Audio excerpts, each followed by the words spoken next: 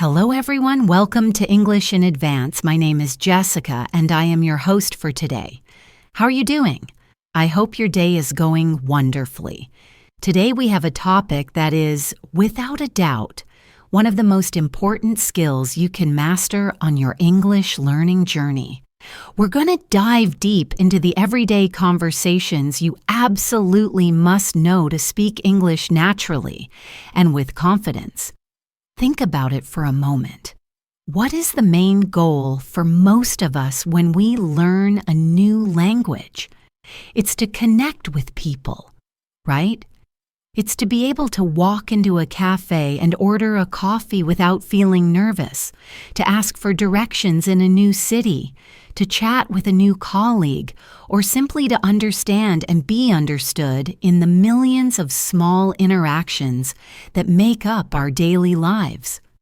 Fluency isn't just about knowing complex grammar rules or having a huge vocabulary. It's about navigating these everyday situations with ease and grace. It's about feeling comfortable in your own skin while speaking English.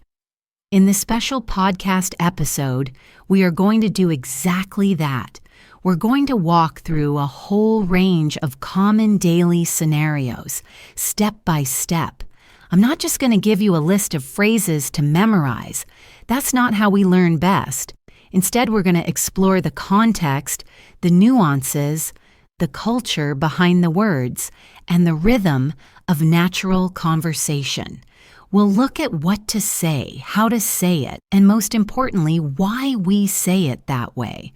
I want you to feel as if you are right there with me, practicing and building your confidence. So find a comfortable spot, maybe grab a cup of tea or coffee, and let's get ready to transform your conversational English. This is your chance to really listen, absorb, and even speak out loud when I prompt you. Are you ready? Let's begin. All right, let's start with the very first thing we do when we meet someone. Greetings and small talk. This is the gateway to any conversation, and mastering it can make a huge difference in how you are perceived and how comfortable you feel. Of course, you know, hello, how are you? And I'm fine, thank you. And while these are perfectly correct, native speakers use a much wider, more colorful range of expressions. Let's break it down. First, let's consider formality. If you're walking into a business meeting or meeting your partner's parents for the first time, you'll want to be a bit more formal. A simple, hello, it's a pleasure to meet you, or good morning, it's lovely to see you works beautifully. The key here is the clear pronunciation and the warm, genuine smile that should accompany it. When someone asks, how are you? In a formal setting, a good response is something like, I'm very well, thank you. And you, or I'm doing well, thank you for asking. I hope you are too. It's polite, respectful, and keeps the conversation moving smoothly. Now let's switch to the informal, everyday situations. This is where the language gets much more relaxed and varied. Imagine you bump into a friend at the supermarket. You probably wouldn't say, good afternoon, how are you doing? It sounds a bit stiff, a bit unnatural. Instead, you might say, hey, how's it going? Or, hi, what's up? Or even a simple, hey, you all right? Especially in British English. These are friendly, casual, and signal a relaxed relationship. Let's look at the responses. If someone asks, how's it going? You can reply with, it's going well, thanks. How about you? Or more casually, pretty good you. Or even just, not bad, not bad. The phrase, what's up, is a bit of a special case. It can mean, what are you doing? Or what's new? The most common and natural response is, not much, or nothing much, just doing some shopping. What's up with you?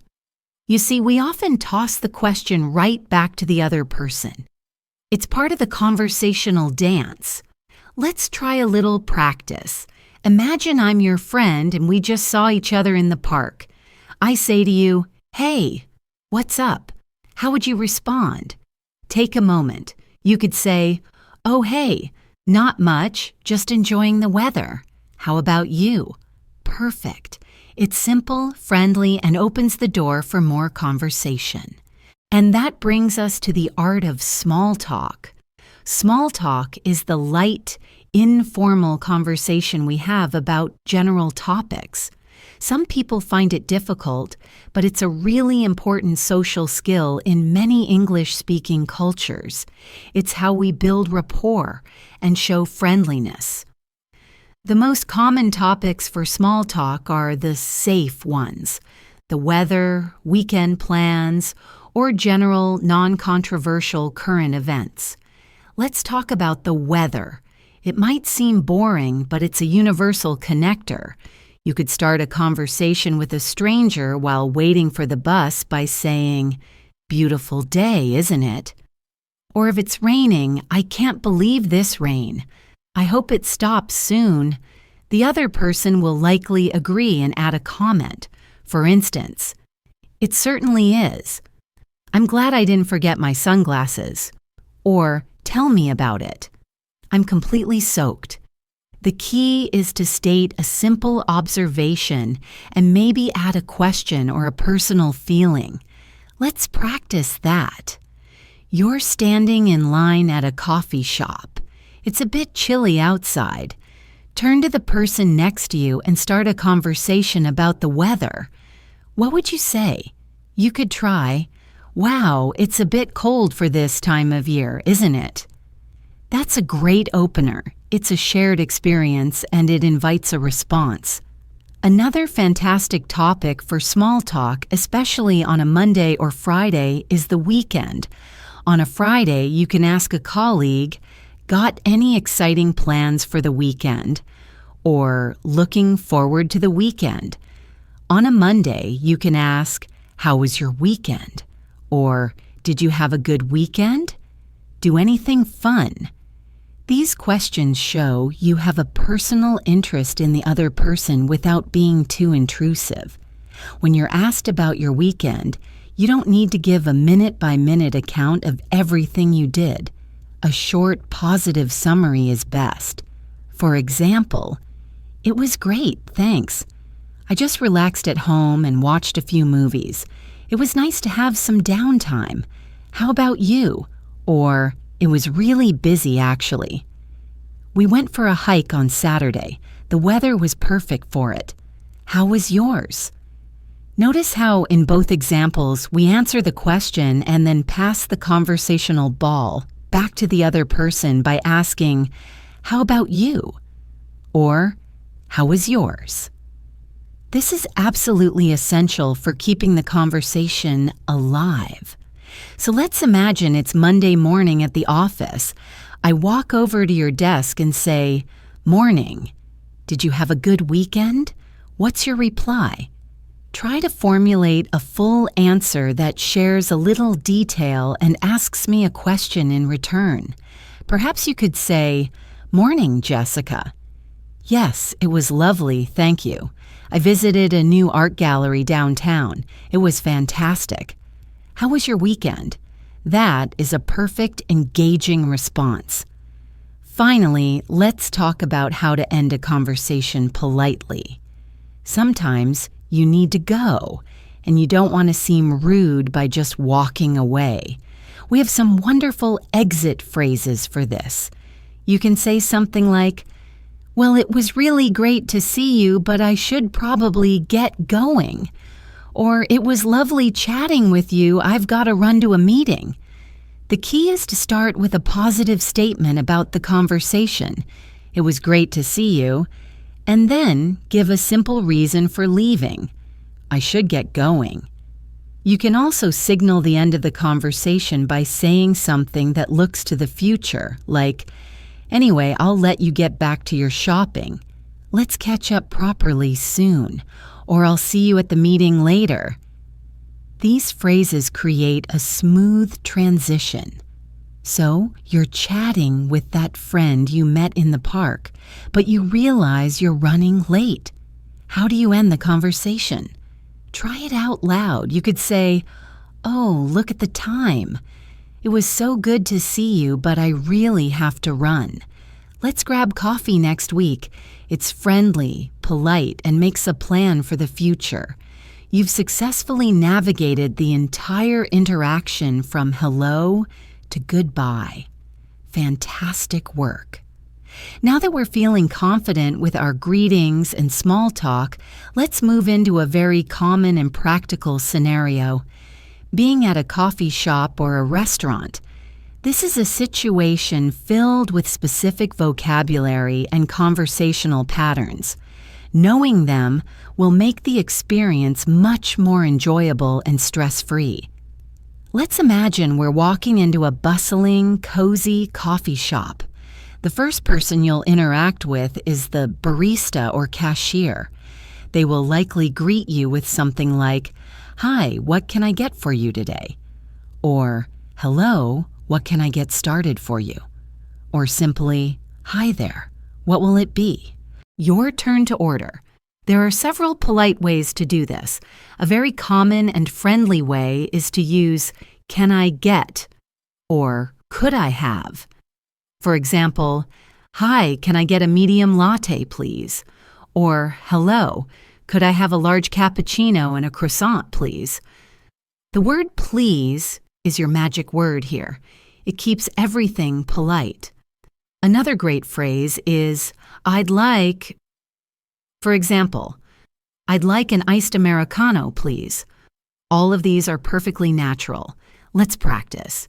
You walk up to the counter. I'm the barista. "Hi there. What can I get for you?" You want to order a small black coffee. What do you say? Go ahead, say it out loud. You could say, "Hi, can I get a small black coffee, please?" Excellent. Now, what if you're not sure what you want? It's completely okay to ask for a recommendation. You can ask, "What would you recommend?" Or, "What's your most popular drink?" Or if you have a preference, "Do you have any specialty drinks with caramel?" This shows you're open to suggestions, and often, baristas are happy to share their favorites. Let's say the barista replies, "Our salted caramel mocha is really popular today." You can then decide, "Oh, that sounds delicious. I'll have that, please." Or, I think I'll just stick with a regular latte for now, thanks." Let's move on to customizing your order. People have very specific coffee orders these days. You might want a different kind of milk, less sugar, or an extra shot of espresso. You can add these details to your initial order.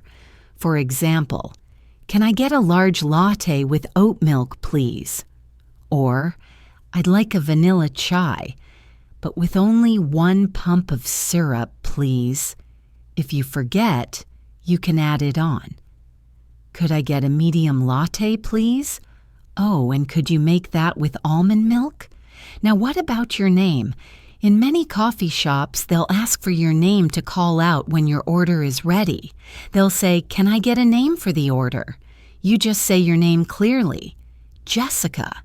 Simple as that. After you order, they'll usually confirm it and tell you the price. Okay, so that's 1 large latte with oat milk. That'll be $5.50. Then comes the payment. They might ask, will that be cash or card? Or, how would you like to pay? You can respond, card, please.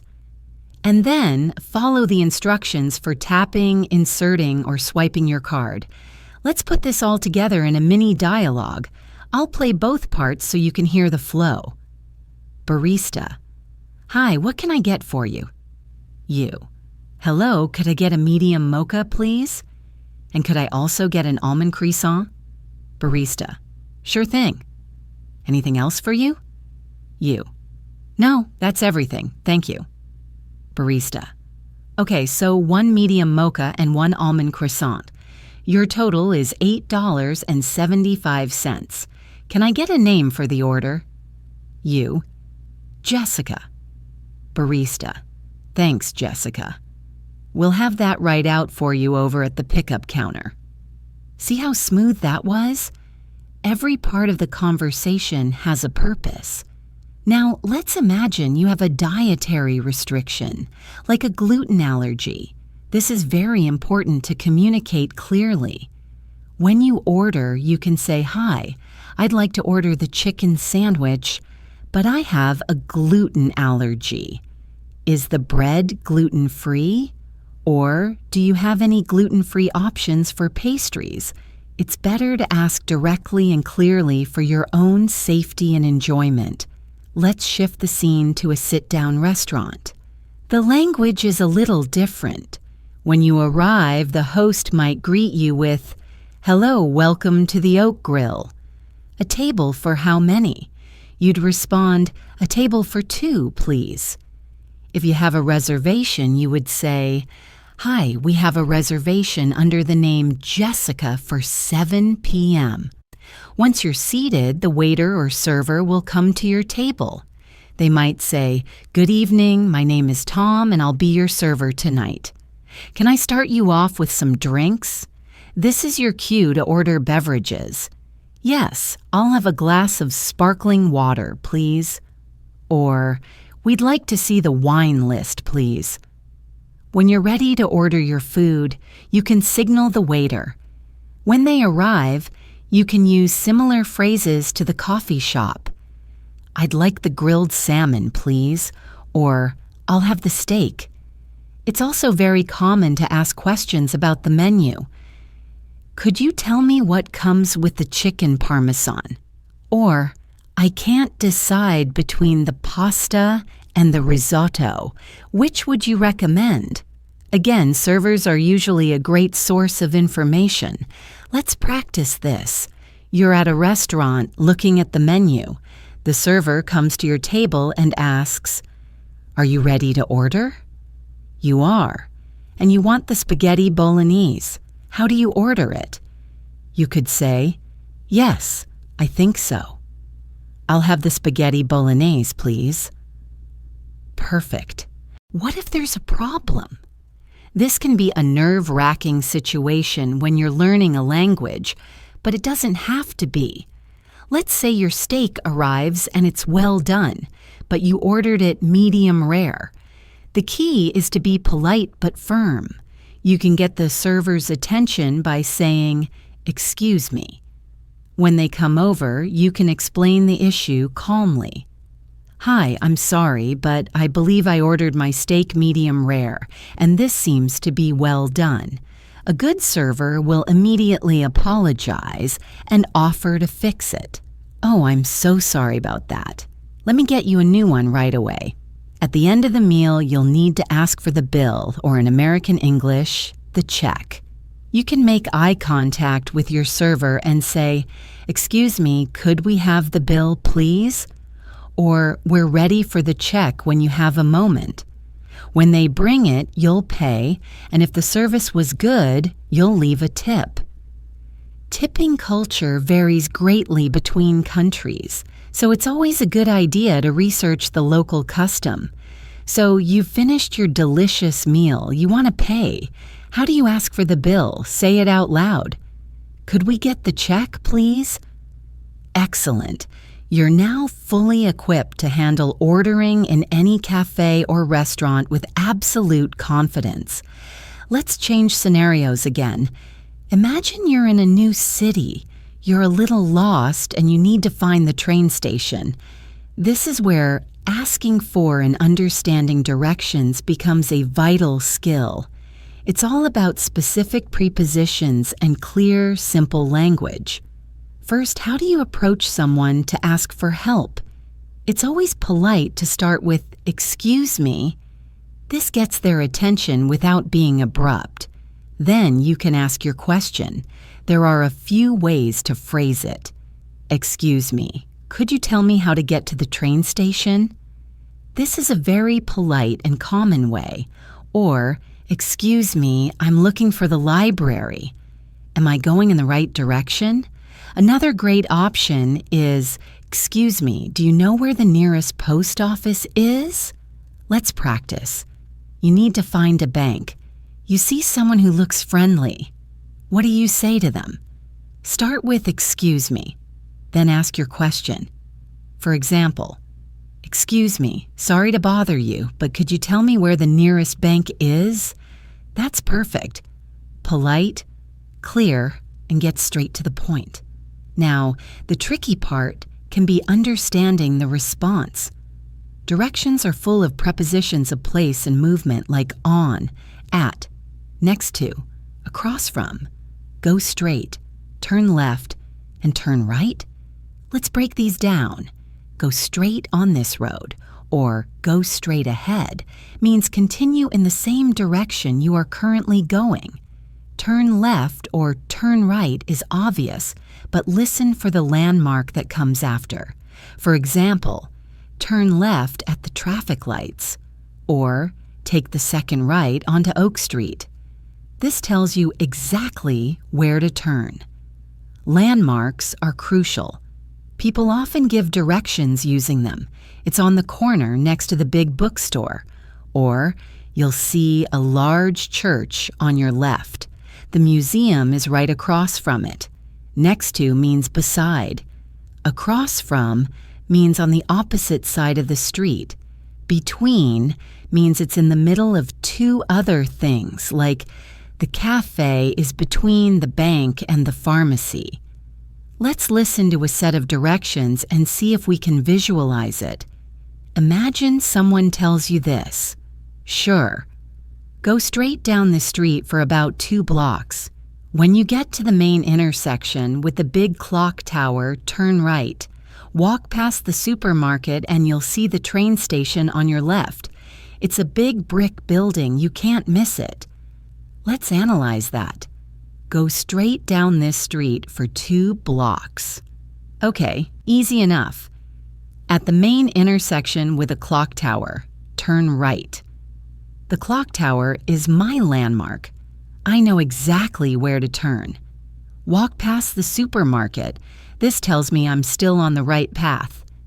You'll see the train station on your left. And finally, a description. It's a big brick building. This helps me confirm I've found the right place. The phrase, "you can't miss it," is very common. It's meant to be reassuring, to tell you that the place is very easy to find.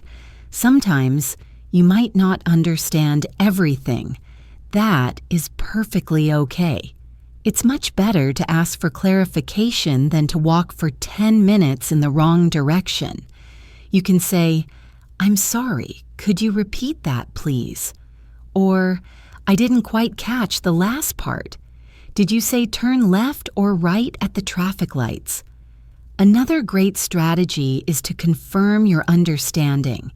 You can repeat the directions back to the person in a simplified way.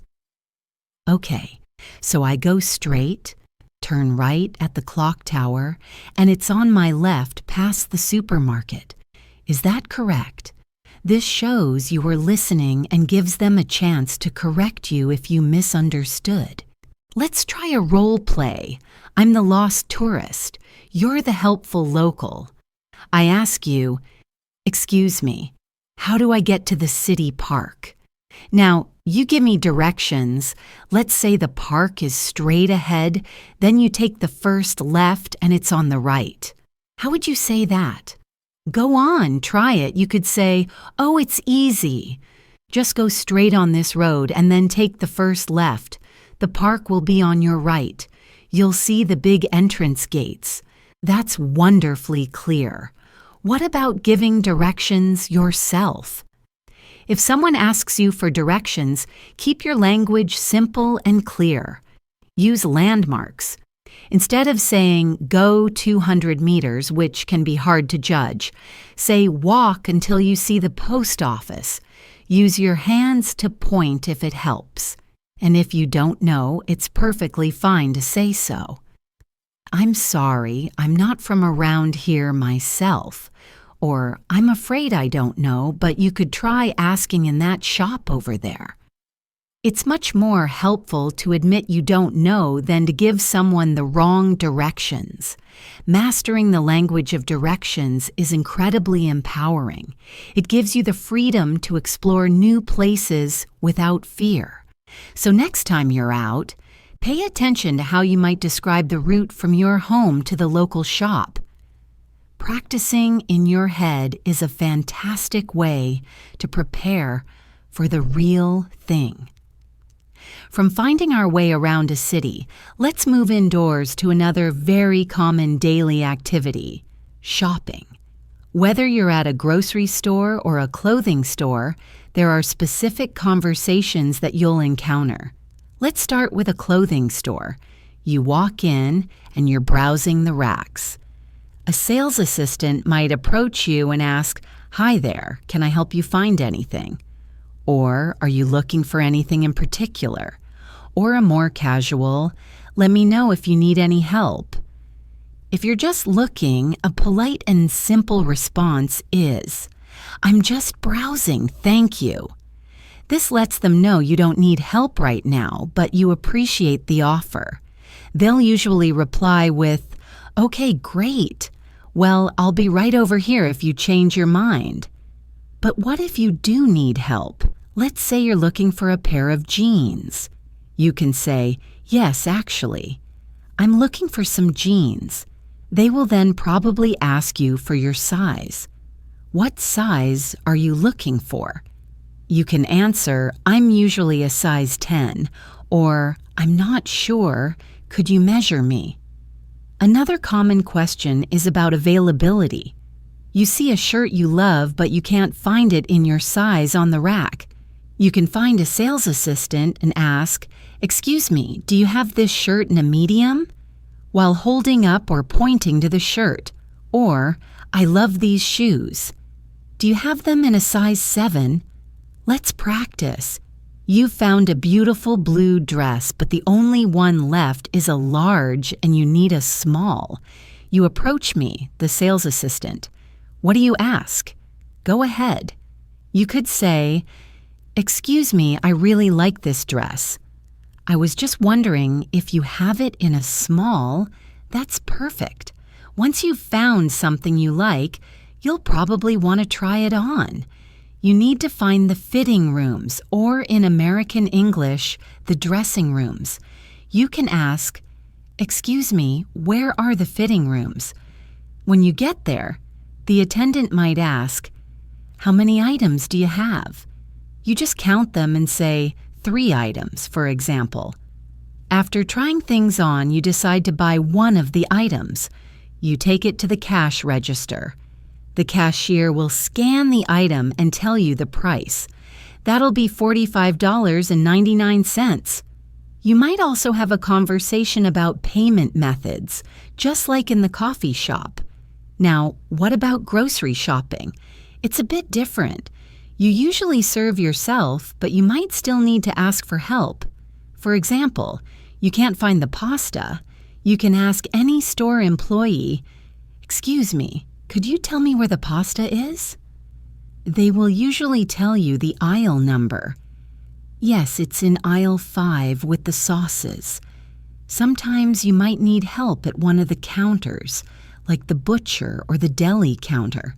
Here, you need to be specific about what you want and how much. You might say, "Could I get 2 chicken breasts, please?" Or, "I'd like half a pound of the cheddar cheese, please." They might ask questions to clarify, like, "Do you want it thinly sliced?" You can respond, "Yes, very thin, please." Or, "No, a medium slice is fine." Let's do a quick practice. You're at the deli counter. You want to buy some ham. I'm the person working there. I say, "Hi there, what can I get for you?" What do you say? Let's say you want about 200 grams. You'd say, "Hi, could I get 200 grams of the Black Forest ham, please?" Fantastic. I might ask, "Slice thick or thin?"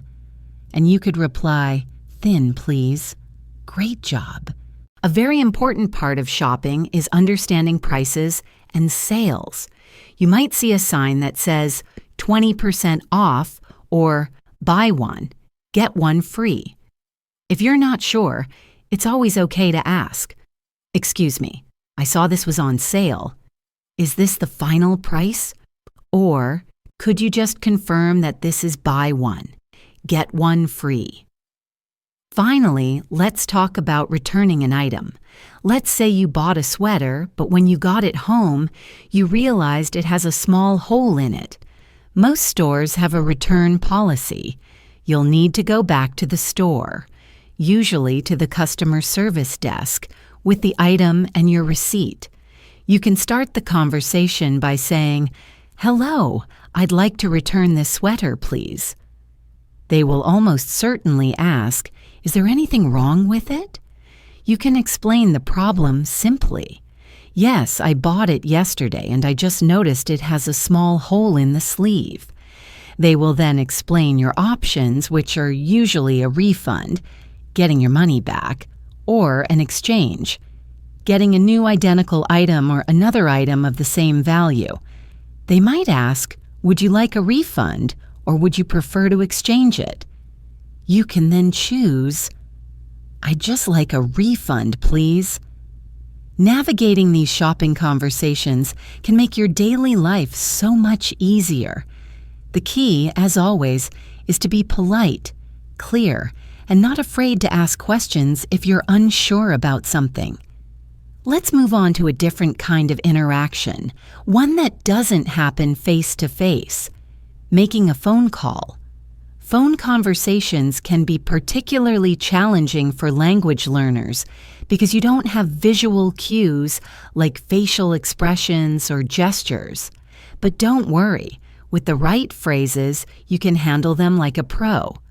Let's start with the basics: answering the phone. If it's your personal phone and you know who is calling, you can answer informally, "Hello?" or "Hi, Tom," or simply your name, "Jessica speaking." If it's a more formal call, perhaps for work, you would answer more professionally. "Good morning, marketing department, Jessica speaking. How can I help you?" Now, let's look at making a call. First, you need to introduce yourself and state the reason for your call. Let's imagine you're calling a doctor's office to make an appointment. The receptionist answers, "Good morning, Dr. Smith's office." You would say, "Hello, my name is Jessica. I'd like to make an appointment to see Dr. Smith, please." Notice the structure: greeting, your name, and your reason for calling. What if you need to speak to a specific person? This is very common in business calls. You could say, "Hello, this is Jessica calling from ABC Company. Could I speak to Mr. Jones, please? Or may I speak with Sarah in the accounting department, please?" Using "could I" or "may I" is the polite way to ask. The person who answers might need to put you on hold while they find the person you're asking for. They will say something like, "Certainly. One moment, please," or "Can you hold the line for a moment? I'll just put you through." Your response is simply, "Thank you." Sometimes the person you want to speak to isn't available. The receptionist might say, "I'm afraid Mr. Jones is in a meeting at the moment. Can I take a message?" Or, "Sarah has stepped away from her desk. Would you like to leave a message?" This is your cue to leave a clear, concise message. You should include your name, your phone number, and a brief reason for your call. For example, "Yes, please. Could you tell him that Jessica called about the upcoming project? He can reach me at 555-1234. Thank you." It's a good idea to speak slowly and clearly when leaving your number. It can even be helpful to say it twice. Let's practice this. You're calling a company to speak to someone named David. I'm the receptionist. Me. Good afternoon, Tech Solutions. You. Hello, could I speak to David Chen, please? Me. I'm sorry, David is on another call right now. Would you like to leave a message? Now, what would you say? You need to leave your name, your number, and that you're calling about the invoice. Go ahead. You could say, "Yes, thank you. My name is your name. Could you please ask him to call me back regarding invoice number 789? My number is 5554321. That's perfect." Another common issue on the phone is a bad connection. The sound might be unclear.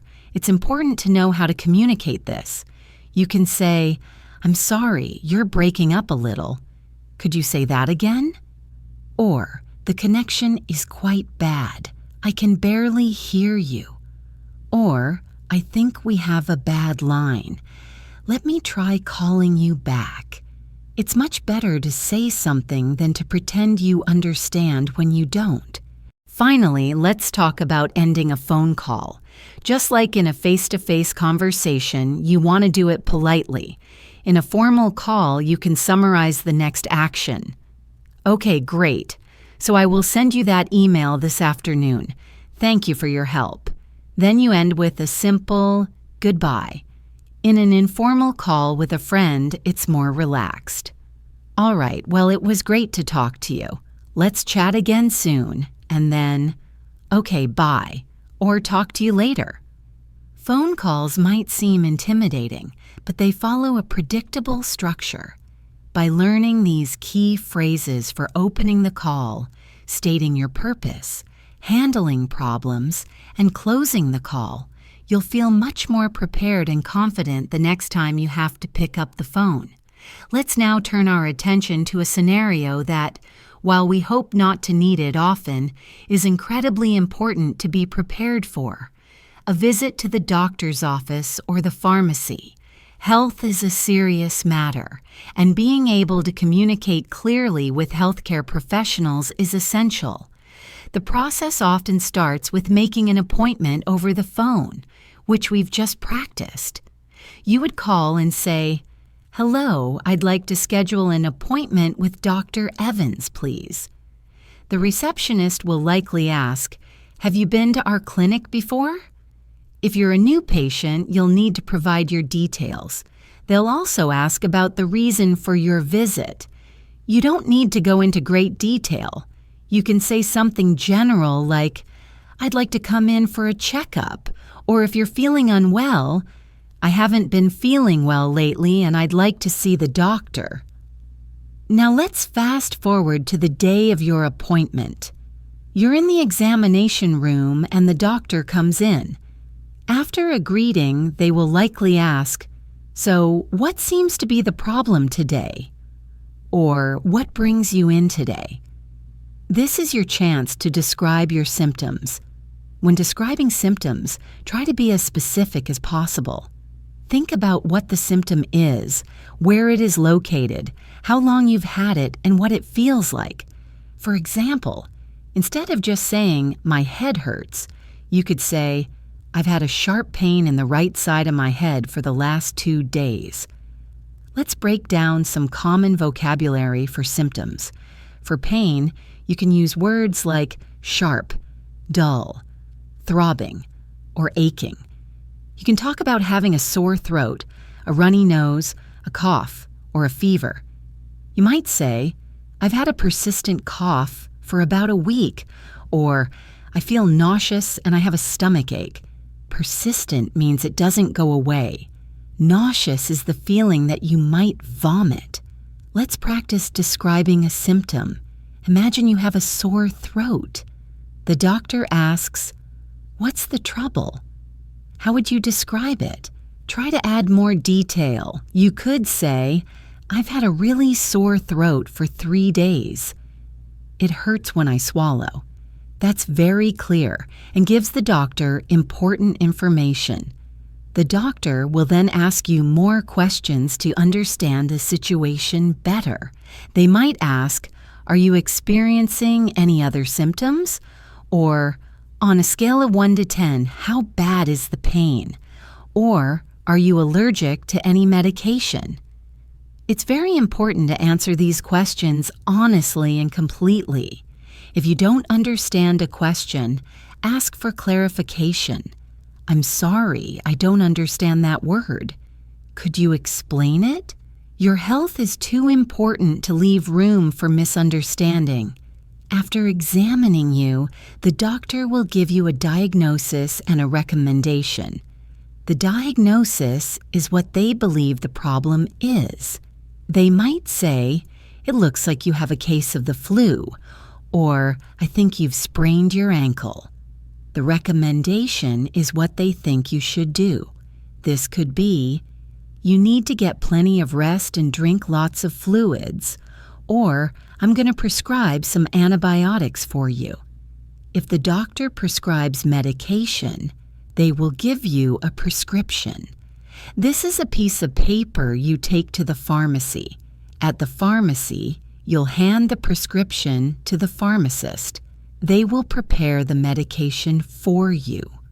When the pharmacist gives you the medication, they will give you instructions. This is a crucial part of the conversation.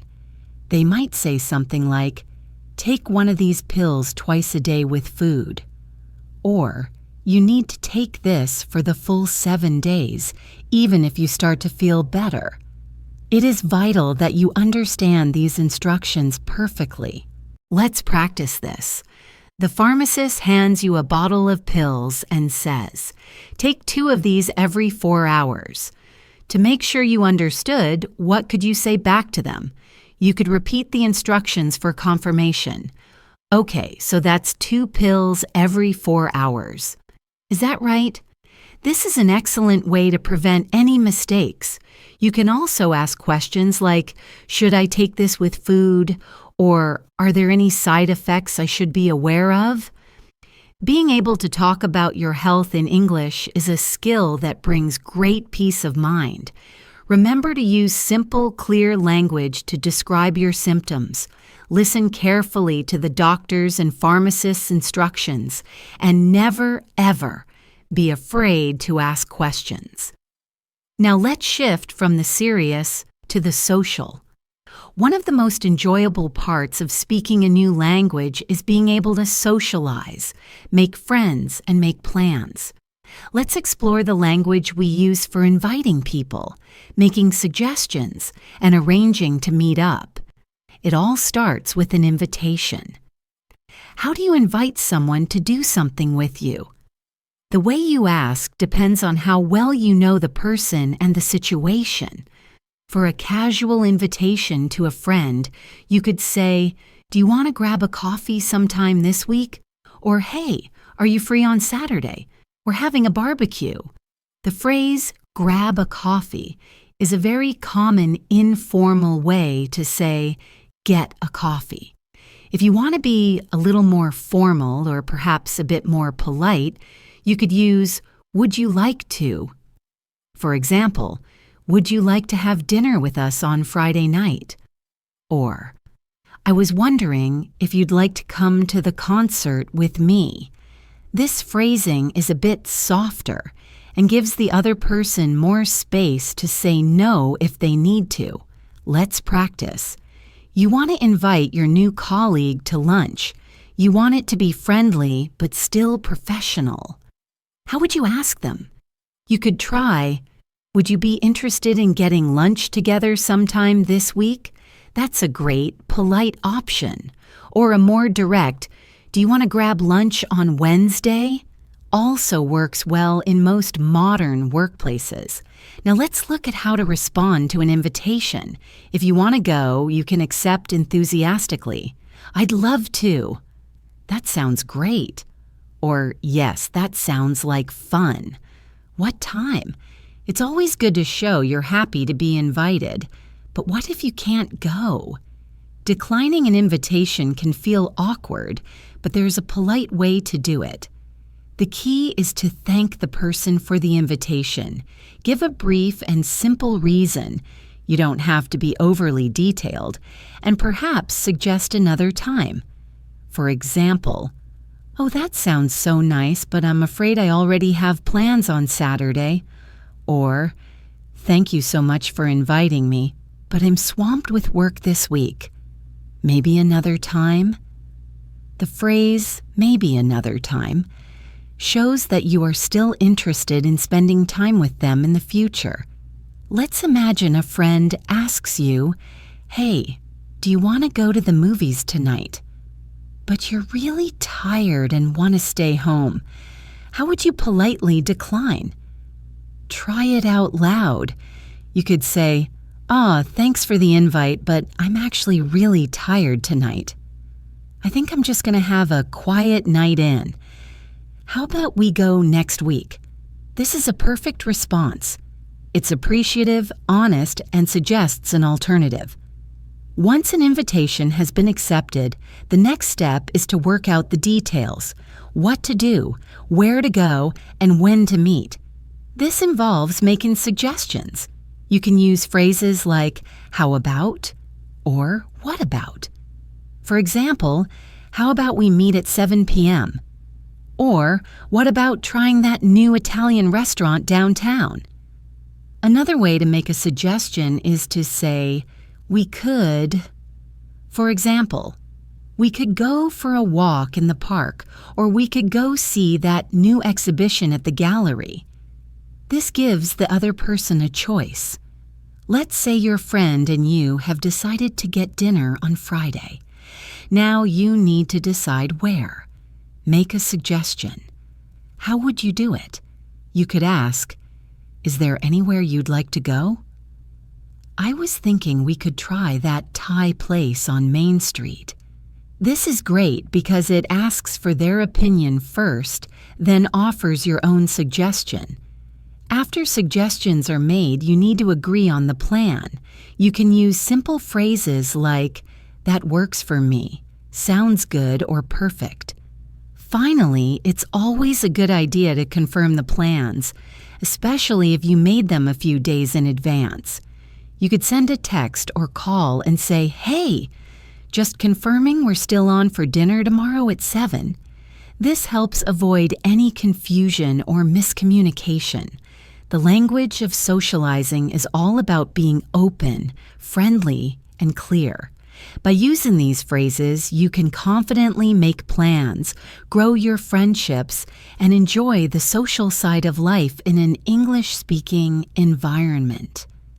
Now let's touch upon two very important social graces: apologizing and expressing gratitude. Knowing how and when to say sorry and thank you in different ways is a sign of true conversational fluency. Let's start with apologizing. "I'm sorry" is the phrase we all learn first, and it's incredibly useful. But the way we say it and what we add to it can change its meaning and intensity.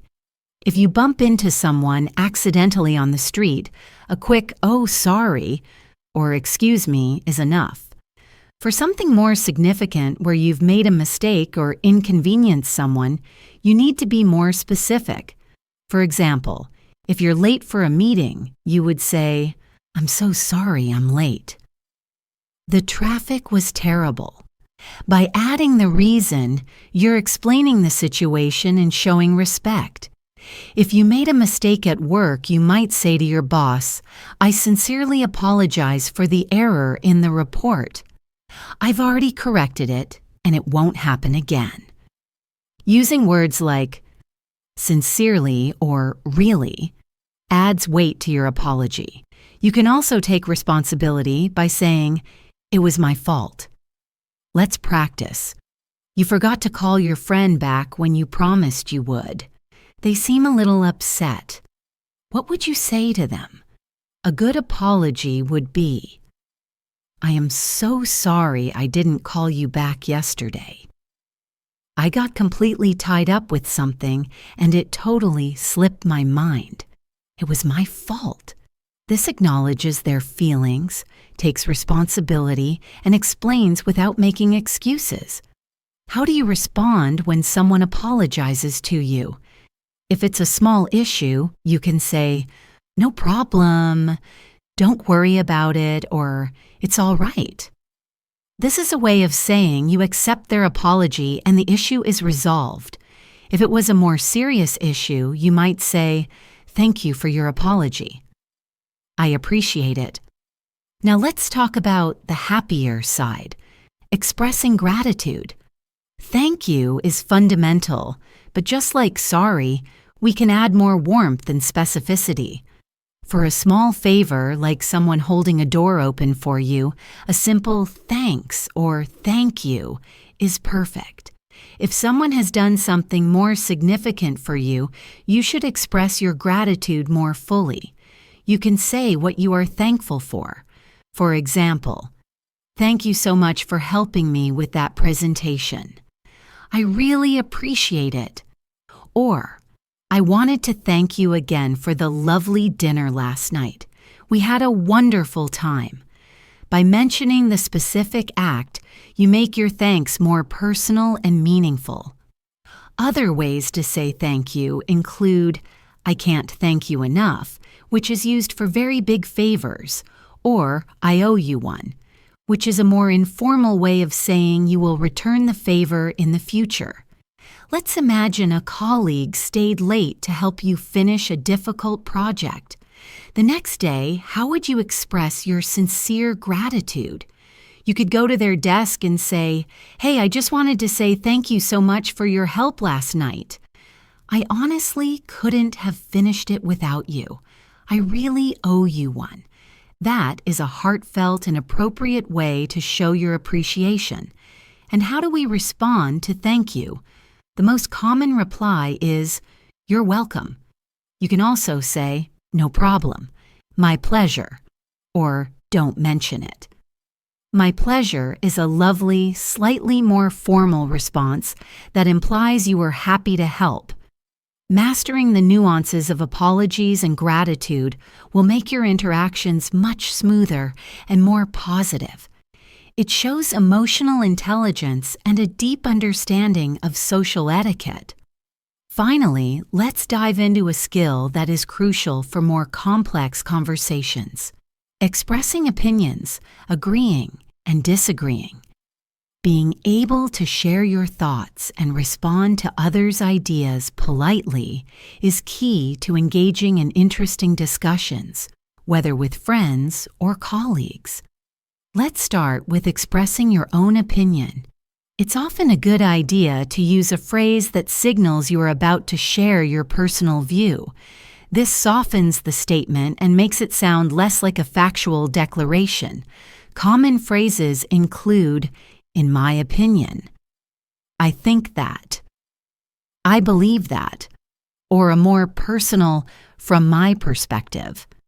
For example, "In my opinion, the new city policy is a great idea." A more informal way could be, "If you ask me, that movie was a bit boring." Let's practice this. You're talking with a friend about the best way to learn a language. You believe that watching movies is very effective. How would you express this opinion? You could say, "I think that watching movies is one of the most effective ways to learn a language because you hear natural conversation." That's a great way to state your opinion and even provide a reason for it. Now, what about agreeing with someone? There are many ways to do this, and using a variety can make you sound more natural. Of course, you can say, "I agree," but you can also say things like, "That's true," "Exactly," or "Absolutely," to show strong agreement. Another very common phrase is, you can say "that again," which means you completely agree. If someone says, "This coffee is delicious," and you agree, you could respond, "You can say that again." Let's say your friend says, "I think learning English requires a lot of daily practice." How could you show strong agreement? You could say, "Absolutely. Consistency is definitely the key." But what about when you don't agree? Disagreeing politely is a very important skill, especially in professional or formal settings. Just saying, "I disagree" or "you're wrong" can sound very confrontational and rude. Instead, we use softening language. A great technique is the agree but method. You first find something you can agree with in the other person's statement, and then you present your different viewpoint. For example, I see your point about it being expensive, but I think the quality is worth the price. Or, I understand why you feel that way. However, I see it a little differently. This shows that you have listened to and respected their opinion before offering your own.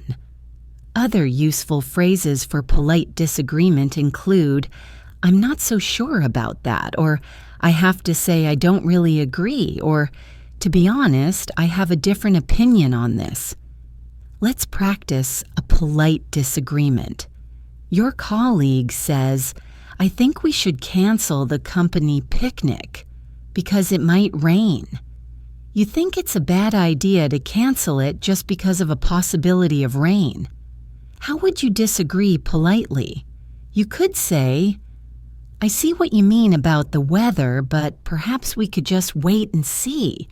It might be a beautiful day, and it would be a shame to cancel. See how that works? You acknowledge their concern. I see what you mean about the weather, and then gently offer your alternative idea. But perhaps we could. This skill of navigating opinions, agreements, and disagreements is perhaps the most advanced one we've talked about today, but it is also one of the most rewarding. It allows you to move beyond simple transactions and into the world of genuine connection and intellectual exchange. Sound of gentle, upbeat music fading back in. Wow, we have covered so much ground today, haven't we? From that first hello to sharing complex opinions, we've journeyed through the conversations that form the very fabric of our daily lives. We've ordered coffee, asked for directions, made plans with friends, and navigated conversations about our health. My hope is that you now feel more prepared, more confident, and more excited to go out and use your English in the real world. Remember, the goal is not to be perfect. The goal is to communicate, to connect. Every conversation you have is a chance to practice and to learn. Don't be afraid to make mistakes. Everyone does, even native speakers. The most important thing is that you try. Take these phrases and make them your own. Practice them in front of a mirror with a friend, or just in your head as you go about your day. The more you use them, the more natural they will become. Thank you so much for joining me today on English in Advance. It has been a true pleasure to be your host, Jessica, and to share this time with you. If you found this episode helpful, please consider subscribing to our channel so you won't miss out on future lessons designed to take your English to the next level. We would also love to hear from you.